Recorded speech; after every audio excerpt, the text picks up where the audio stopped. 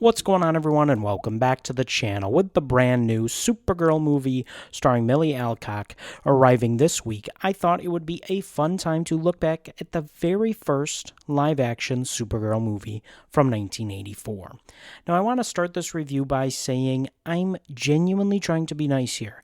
I know this movie has its fans. I know it was made during a very different era of superhero filmmaking. To be fair, I like those movies. I also know that it's following up the success of Superman and Superman 2, and it wasn't going to be an easy task. But wow, this movie really tests my patience. Let's get into it.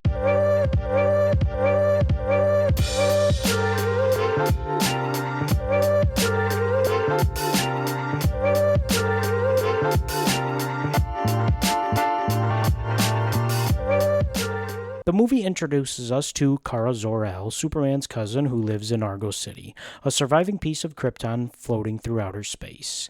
One day, a magical orb called the Omegahedron accidentally gets launched into space, thanks to some reckless experimenting, we'll call it, and because apparently nobody in Argo City believes in safety protocols, Kara decides she's going to leave her home and retrieve it. She travels to Earth, becomes Supergirl, and begins her adventure. Simple enough.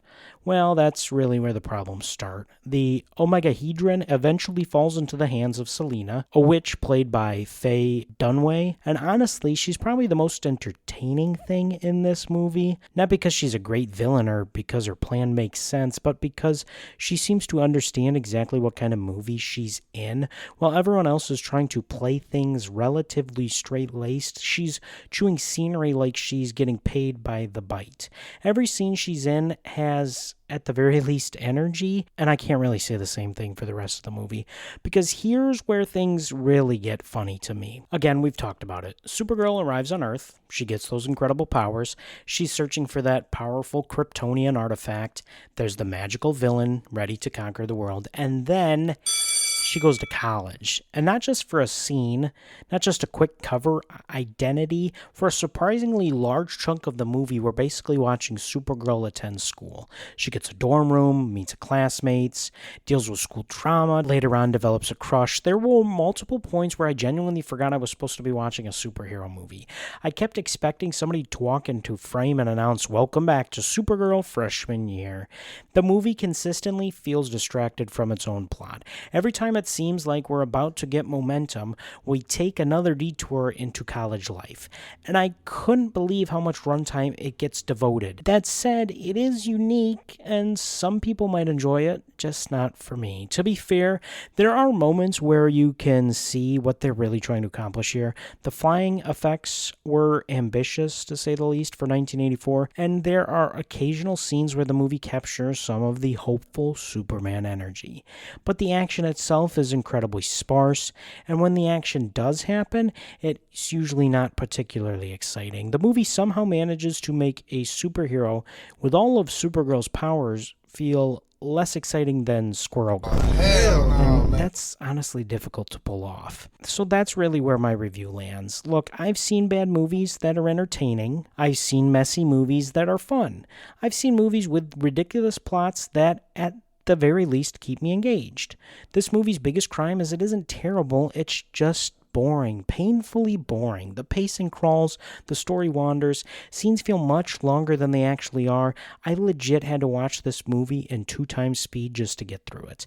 And that's not really ever a good sign. I honestly think boredom is harder to overcome as a movie than incompetence, because if a movie's a disaster, you can at least have some laughs along the way.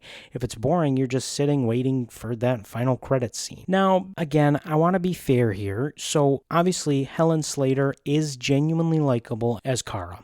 You can absolutely see why she was cast. The costume looks good. The score genuinely captures that classic Superman feel while being different.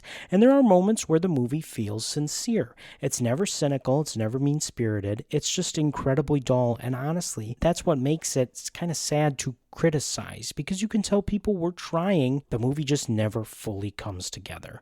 Going into this movie, I knew it had a rough reputation, but I wasn't expecting it to be quite so difficult to get through. Again, I'm being honest. I'm trying to be nice. I really am. But this may genuinely be one of the most boring and hardest superhero movies I've ever had to watch. Thankfully, this week we finally get to see a new take on the character when Milly Alcock's Supergirl hits theaters. We'll have our spoiler-free out-of-theater reaction on Wednesday, so make sure you're subscribed if you don't want to miss that. But for now, let me know in the comments. Do you have a soft spot for Supergirl 1984? Or do you agree this movie is a rough watch? Obviously, I have no nostalgia for this movie, and if you liked it, I'm never going to yuck someone's young. So if that's the case, I would love to hear from you why you like this movie and why I should change my point of view. I'm genuinely curious. We thank you for watching today's episode. Don't forget to like, comment, subscribe, and share the video. And now that you've got some time, you can go refill that popcorn bucket.